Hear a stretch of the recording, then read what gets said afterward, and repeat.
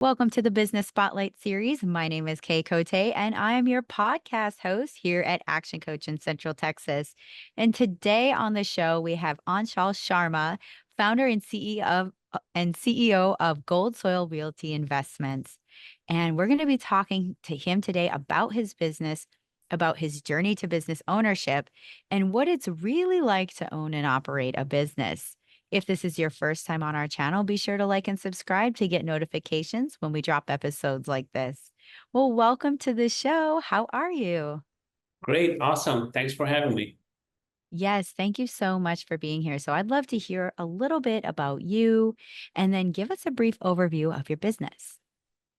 Great. You know, I, I live in Austin, Texas. When I'm in Texas, matter of fact, when I'm in the U.S., I travel quite a bit, all across the globe, on business and personal purposes. I would be one of those, immigrants came to the country a couple of years back. And ever since, I have found a lot of great things, in this country, and eventually found the business that I have today, which is the land investment company. I started here in Texas, in Austin, and now we're growing in different states, Carolinas, Georgia, Florida. We have multiple states, but it all started from Austin, Texas. So I call Austin home. Now this is where you'll find me if you don't find me traveling. Oh, that is incredible. Well, thank you for sharing that. So, I like a little deep dive. What's the main thing about your business you want to share today? Yeah, I mean, we are a land company, right? Everything, related to land, we do pretty much. We buy land, we sell land, we do seller financing to property buyers who wants to buy the land for the first time. And we really make the process easy for them. And we also make the process easy for somebody who wants to sell their property, right? So we have a very hassle-free process, how we acquire these properties, and we have a pretty innovative and hassle-free process how we want to sell these properties.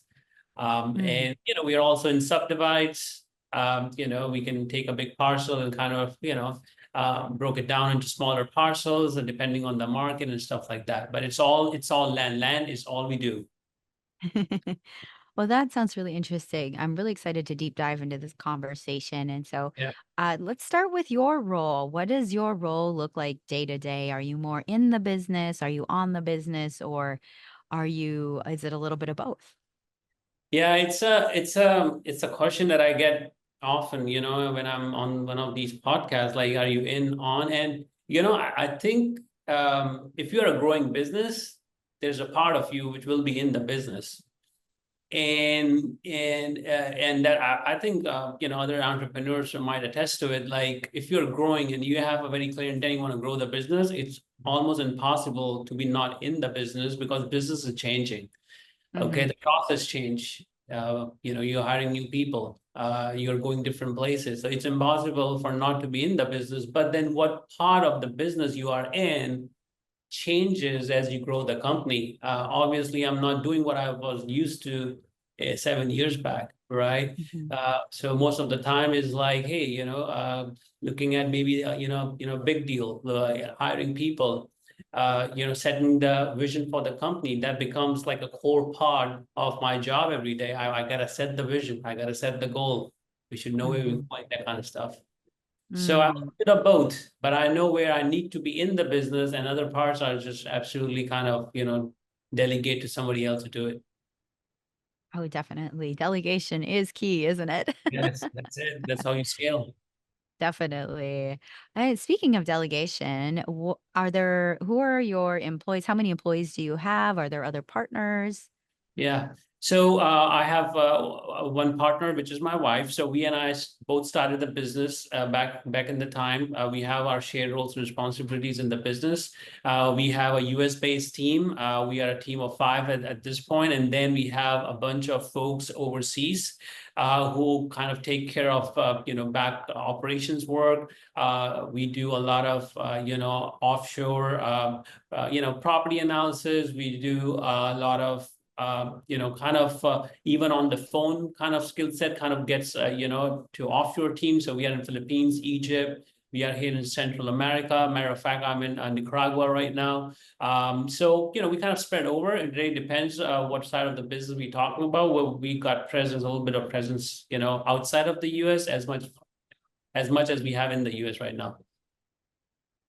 Definitely. Well, that is really cool to hear about your team. And Mhm. I'm curious too, like what makes your business unique in the market you're in? Like what sets you apart? Yeah, so most of our properties are sourced, off the market. But the way we do it, we really make it easy for the sellers how they want to sell land, right? Land is one of those real estate asset classes not everybody understand, not everybody is accustomed to. So it really becomes to provide a great level of service, make that process hassle free, to kind of get them what they want. If they want cash, quick cash or whatever, and get that asset taken care of. So, we don't source properties off of the MLS. Not that we haven't done that in the past, but most of our deals are come off the market, right? These properties are not necessarily listed on the market and that kind of stuff. On the flip side, when we go sell these properties, we are really selling properties to people who have never bought, a piece of land before. This is their first time, probably the last time buying a piece of land. Land doesn't exchange hand that often, so it really becomes a responsibility to get the properties in the hand of people who always had the dream of buying a piece of property. Hey, I have a piece of property in Texas. They feel proud. They feel accomplished, right? And we Hmm. pay. We are part of that story right now. Oh, very cool. Yeah. And how would you say your competitors are comparing with you in the market? Not even close. We're the best. I like the confidence. That's I mean, great. that's what we say. I mean, we are the Yeah. best estate company when it comes to land, period. I mean, the way we Mhm. have really spread ourselves, the team we are one of the biggest operations for land business in the country. And I can claim that, right? Because we have such a diversified team. We are in multiple nations, really helping the business here in the US. And then we have an amazing team in the US. So we are really scaling the operation. We are becoming we prefer to be the go-to partner when somebody thinks of buying or selling of land. We used to call it for a long time CarMax of land, and that's who we want to be, right? If you want you want to turn it in car and get that quick cash and be out of the door, that's who we are. That's why you should contact us. Definitely. What is one thing you wish people knew more about your business? Oh, I mean, and every business owner deals with obscurity, right? I wish more people know how great I am, and my businesses and my people are, and how many transactions we have done. Matter of fact, we have done more than 700 transactions, in the last 7 years, and that many property sellers we have entertained. We have provided them cash, and at the same time, we have sold those properties to buyers. So we are really a volume business, but at the same time, we make sure that it's hassle free. That's what I would Mhm. like people to know about us. I really like that, that you've got such a great process through that. And this actually leads me right into marketing, which is Mhm. something I like to hear from different businesses how they're doing their marketing. So, what is your main source of marketing currently? Marketing has evolved over the period of time. Marketing changes, right? Every 6 months, you find a new tool, a new way of reaching out to your customer audience, which is like so fascinating, including social media, right? And we have all kind of like, hey, you can text people, you can leave a voicemail, you can send an email, you can run Google ads, right? And we do a combination of all of that. There is no one way to target the audience, but as I change, there's a seasonality to what really working in the market right now. Mm, Email marketing still exists. What is it as good as it was 10 years back? Probably not. Does it have a place in the whole ecosystem? Yes, I believe they do. But then you have new tools coming in. Yeah, we have AI. Right here, AI is making mm, calls AI is doing prospecting for you. So, mm, we want to be on that kind of side of the business as well. So that's what we are doing. We are doing a little bit of everything. mhm, mhm. Definitely. And are you currently using, like, for organizing the people you're working with, the people, your clients, do you have a CRM that you use or prefer? Yeah, we do. We are a Salesforce shop, so all our deal flow, everything kind of runs through Salesforce. Very, very cool. And kind of like looking into you, I want to kind of deep dive into you a little bit, Okay. why and I want to ask you, kick it off with, Why entrepreneurship? Why did you decide to go into business for yourself as opposed for working for someone else? And what was that transition like for you? I worked for somebody else and I enjoyed it until I didn't. And I think I think the entrepreneurship for me is the best way to express myself in terms of the ideas, how I take decisions. I don't like to make decisions that are, dependent on others. And that's what you get to do, being your own boss, like it or not. You got to make those decisions, right? And entrepreneurship is like so much decision making in a day. We make so many decisions in a day, and some are hard decisions, some are easy, some take time, and some is like, okay, snap of finger, here we go, right? And I like that kind of pace. Hmm. I like that kind of, like that kind of enthusiasm, that kind of, thing. I think only entrepreneurship can offer. As I said, I work for other managers. They were amazing. I learned so much from them. But the best way to express myself was entrepreneurship. So here we are. Here we are. And that kind of leads me into what's next for your business? What do you have planned here in the next 3 to 5 years? Yeah, I mean, I think we are in a growth trajectory. As I said, we started with Texas. We branched out into South Carolina, North Carolina.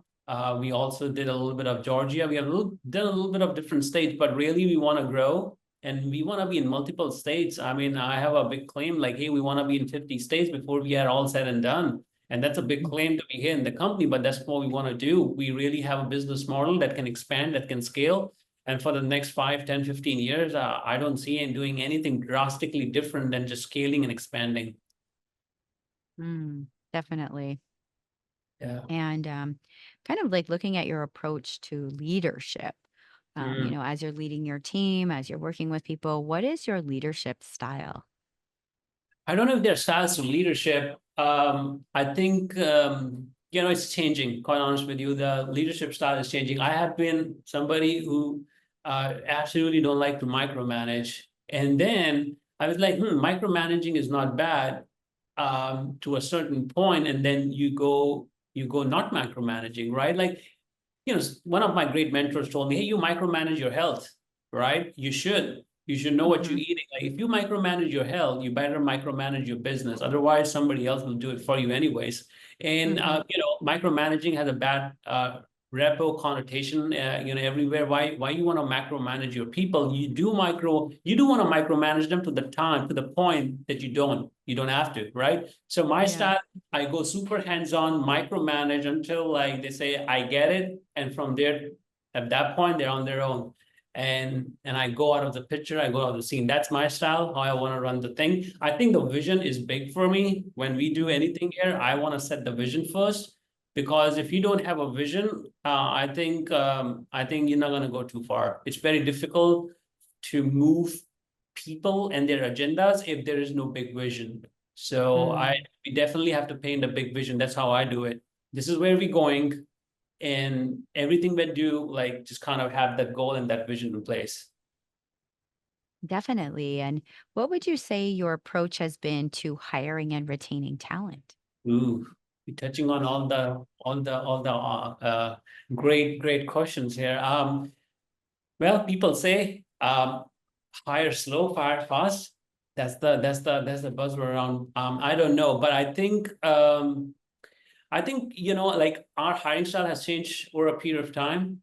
I heard this great quote from the Gary Vaynerchuk. Skills are cheap, attitude is priceless. And that's Mhm. been our hiring style. We do not necessarily look for the person with the best skill set, but we do look for the people with the best attitude. You cannot buy attitude, you can buy skill set all day long. Oh, that is solid advice for sure. Yeah. This has been such a fun conversation. It's been cool to learn about your business, to share about your business. And now I'd like to dive into a series of questions, 4 questions that Okay. is our rapid fire questions. So Ooh, are you ready for some rapid let's fire? hit it. Let's go.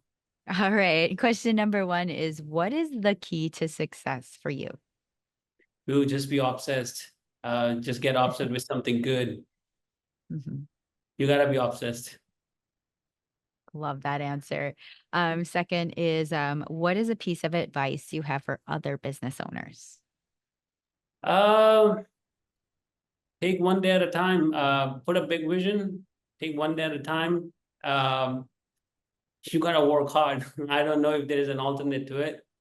People say you gotta work hard, but I don't think unless you work hard enough, that smartness kicks in. Some people are looking to work smart day one. I don't think it happens. You gotta work hard, and then you start to find, oh, I've got better at things, and I got smarter at things. The same thing I do today, way, way better, way smarter than I used to do 7 years back.